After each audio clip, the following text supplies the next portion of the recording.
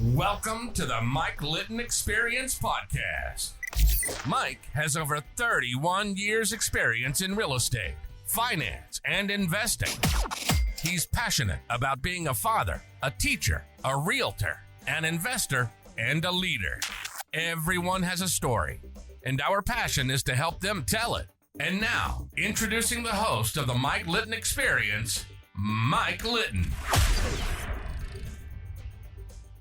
So what can you expect from the Mike Litton Experience? You can expect stories that will inspire, motivate, advice that will sharpen your focus, and expert information on real estate, finance, and market conditions.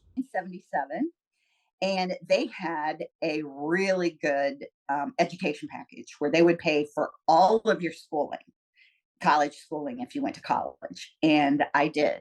I went to college at night and on the weekends, and eventually got my undergrad in business administration and began getting promoted at the phone company. Yeah. And I hit a ceiling, though, where I stopped getting promoted. Yeah. And by this time, it was 18 years in, okay? I had my undergrad, but I did not have a master's. So when I went to my boss and said, why am I not getting promoted? Mm-hmm. He said, well, you don't have your master's. You need a master's. So they're still paying for it. So I went back, took me 2 years to get an MBA. Yeah. And I got an MBA with honors. And then the very next promotion went to a girl who was in her 20s. By now I'm 40. She's in her 20s and she didn't even have an undergrad. So I went into him and said, what happened? Yeah. I thought you said I would get promoted if I got my master's, and I got it. Right. And he looked at me and he was mad. You could tell. I went, do you want to know the truth? Do you want to know the real reason you're not getting promoted? And I'm like, I wanted to know the real reason 2 years ago. Hey, the time to tell me the real reason was the last conversation, you bozo. Yeah, right? yeah. And he said, all right, I'll tell you the real reason. You laugh and smile too much. And until you change that, you're never getting promoted here again. Yep. Almost 20 years. I've never heard that before. I've never heard that somebody laughed and smiled too much, and that kept them. This is a new thing for me. Yep. I'm 57 years old. This is the first time I've ever heard this. Yep. Unbelievable. Mm-hmm. Mm-hmm. Yep. How can you laugh and smile too much? That's what he told me. Unreal. Absolutely. Yeah, and but then I'm in perimenopause and I'm having all kinds of hot flashes, and I'm unhappy with my job now, not getting promoted for a long time, and I'm bored, and you have a master's and MBA. Yeah. And I always have read a lot, and I've always been very into self-help books and things like that. And so I thought, at first I just cried and thought, I just have to learn how not to smile and laugh so much. And then I was like, you know what? I like who I am. I like to smile and laugh. Yeah. And so I started looking into what else could I do. Yeah. And I started reading about how you could start your own business. Yeah. And I had just married. I skipped a couple of husbands. I had just married my third husband. Okay. Who also worked at the phone company. So the first one and the third one worked at the phone company. The one in between didn't. He was very short-lived. That one. He was a speed bump. That's a good one. I'm going to use that from now on. He was just a speed bump. He went to McClure High School. There you go. Of course he did. So my husband said, you know what? He really believed in me. He thought I was a really smart woman. And he said, you should start your own business. And so I didn't really know anything about businesses at the time, but I had gone to a candle party, and it was a multi-level marketing company. And I thought I could do that. Yeah. So that's what I did. I joined the multi-level marketing company, started building a business there, and quit the phone company 6 months after I was told I laughed and smiled too much. Yeah. And when I went into my boss and gave him my resignation letter, he said, "You can't quit." Yeah. And I said, "Well, I know for sure I can." Yeah. And he said, no, I mean, you can't quit because you're never going to make this kind of money again. Mm-hmm. And I don't know why, but what just popped in my head was, you know what? I'm not only going to make this kind of money again, I'm going to double this. I like Yeah. And yeah. So multi-level marketing. The other thing that I got to tell you was I was in marketing at the phone company at the time, which I love marketing, but marketing for a big corporation is boring. It's statistics. So I had asked if I could go into sales. And they said, no, you do not have the personality to sell. And I thought, I'm I pretty sure I think you do. Hello, you smile and laugh too much. You love people. Exactly. Come on. That's right. Yeah. You'd be perfect. So they wouldn't let me do that. Yeah. And I thought, well, I'll show them. I'll do really great with this multi-level marketing company. And indeed I did. I broke all kinds of records and Yeah, you did. won every trip and all of that stuff. You know why? Unfortunately. Because people like people who smile and laugh too much. Yeah. Come on. I also was able to demonstrate to other women what you and I were talking about before we started, which is, if I can do this, so can you. Yeah. And they could really see that because, I would just be like, I'm a goofball. I just laugh and smile. Why don't you join me? Yeah. And they would. Yeah. So I broke records in recruitment, which in multi-level marketing is the key to excelling. Unfortunately, what I didn't know was multi-level marketing is really difficult to make a profit in. So after 5 years, I had only made about 10,000 profit in 1 year, and that wasn't enough for me. So my husband got an opportunity to work at in Halifax, Nova Scotia, laying fiber optic cable on the floor of the ocean from Halifax to Europe. And he said, why don't you come with me? So I quit my multi-level marketing company and I went with him. And what I ended up doing was over the internet and phone, I would find places for us to live. Yeah. So I was looking at real estate agent websites and talking to real estate agents and, again, very opinionated, tell people what I think. So I started telling real estate agents, you could really do more with your marketing. You could do more with your website. And one of them finally said, why don't you put your money where your mouth is? And fix my website and fix my marketing. And I said, cool. You pay me to, yeah. So I started doing that. And this was for a real estate agent in Kansas City, Missouri. And I started doing that and really enjoyed it. And then my company that he was working for at the time, he was still in telecommunications. And that's when the telecommunications bust happened. Right. And the company shut down. And so we owned this piece of property in the Missouri Ozarks. Okay. And if anybody doesn't know what the Missouri Ozarks look like, think about that movie or that TV series Ozark. Right. Okay, have you watched that? Yes. Mike? Yes. That's where we went to the Ozarks when I was a kid. So it was like going back again because it hasn't changed a bit. There's like 3 leaves that have changed the entire forest. I mean, come on. Yes. Right? Yeah. So my husband's family had been given many, many generations ago a piece of property in the Mark Twain National Forest in the Missouri Ozarks. And it's just beautiful on a beautiful Ozark River. And they had built a 500 square foot cabin there, fishing cabin. And I said to my husband, let's move there. And you can retire. He was 50 at the time. You can retire and I will run this virtual assistant business because my real estate agent said, you're a virtual assistant. And I'm like, I am. Okay, cool. Yeah. And my husband's like, I don't know if I want to live there full time. And I said, give me 6 months. Let me see if I can make a success of this business and see if we like living there. Right. And so he said, okay. And we moved there. Right. Yeah. Within 2 months, he was like, I'm never moving anywhere else. We still live there. And that was, we moved there in 2001 and we still live there now, 2024. And we still live in that little house and I just absolutely love it.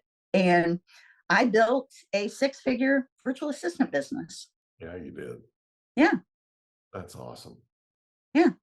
I'm proud So of you. I more than doubled. In fact, now this business that I have now, I built it to $1 million. So I just Way laugh past all the way to the doubling bank. now. Yeah, I just laugh all the way to the bank now. You should, because you should have the last laugh. You deserve it. Yeah, yeah.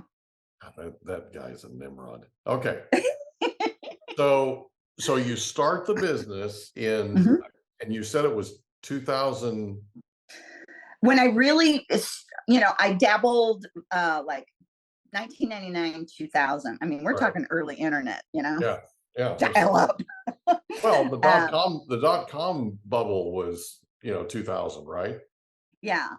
So that's when I was doing the work for just a couple of real estate agents in Kansas City. And then in 2001, when I moved and my husband retired, and I said, I'm not domestic at all. I don't cook or clean or any of that stuff. And he knew that. Yeah. Marrying me, he knew Yeah. that I wasn't like that.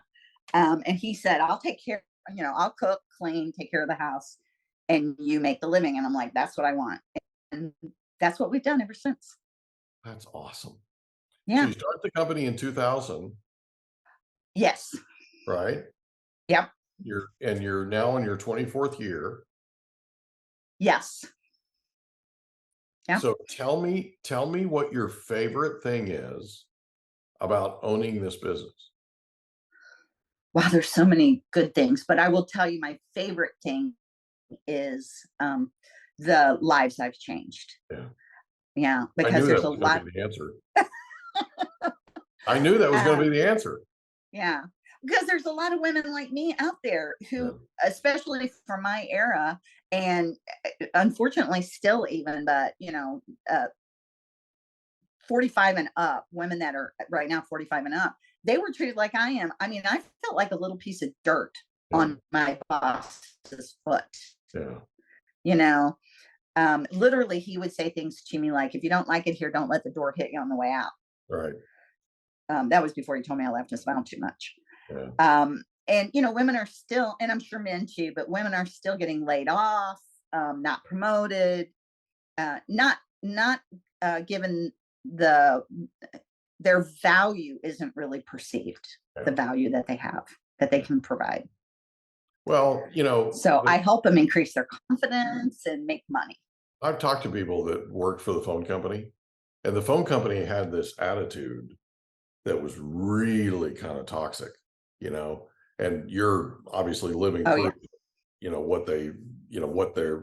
how toxic it was. But to your credit, you went out and proved him wrong, I and know. you continued to prove him wrong, right? And Yeah. that's just awesome. So you're changing lives. Talk about how you're changing, because you're a VA expert, right? Yes. And you train people. Yes. So explain how you're changing lives specifically, because I know how you're doing it because I'm in real estate, and I know, I have my virtual assistant, by the way, is going to be editing this video and or audio. So, we've got Awesome. her buried right now. Yeah. And she's, bless her heart, she's working as fast as she can. But she's our editing department right now. And she's doing a great job. She just, I've been interviewing too many people, and I'm stacking her plate too much. But to her credit, she's got a great attitude, and she's, making it happen. So talk about specifically what you do with your company. Yeah. So when I became a virtual assistant, it was, I was like a pioneer Right. of the virtual assistant industry. And at that time, nobody as a virtual assistant had made six-figures yet, because virtual assistants were not making a whole lot. They were making like 15 to 25 per hour. Yeah. And people still to this day consider a virtual assistant, that term, as an admin, Yeah. which in their mind is about $25 an hour max. Right. And as an independent contractor, a 1099 contractor, you really can't make a living at that price. Right. So what I did, and I just want to give my business coach a shout out, because she was the one who helped me see this opportunity. She said, do your research and find out why they will only pay them that much. Because I felt like I was beating my head against the wall. I knew my value, I knew the value of the women that I was helping, professional women who really know how to support and help a business grow. Right. I mean, that's really a high value. Yeah, I agree. And yeah, what I discovered was just that term, assistant. Ma'am, think admin. And so I said, well, what if you call them, what if you, and I just said, okay, virtual assistant, $25 an hour. What if you could hire a virtual expert? I didn't tell them what that meant. And right away they're, oh yeah, 45 an hour and up. And I was like, cha-ching. Right. So I trademarked the term virtual expert. And that's what I teach women how to do. I don't teach them the skills because they already have the skills. And this is a big thing that people don't understand is when you're working, when you're a mom, when you're volunteering, you're gaining amazing skills that are marketable.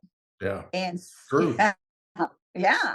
And so I consider myself a niche whisperer, and I can talk to someone for 15 minutes, help them figure out what skills they already have that can translate into the marketplace, how much they could earn, what they would enjoy doing. And then I teach them how to start and build a business. That's awesome. So it's vaexperttraining.com, right? It's virtualexperttraining.com. Virtualexperttraining.com. Okay, gotcha. Yeah.